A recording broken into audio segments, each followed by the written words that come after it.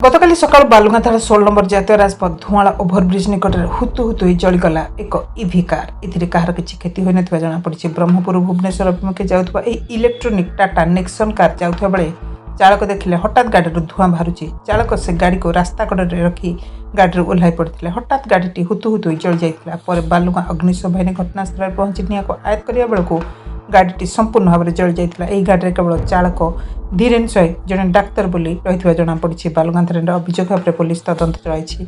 Nirakarpur Balukeshwar mobile TV.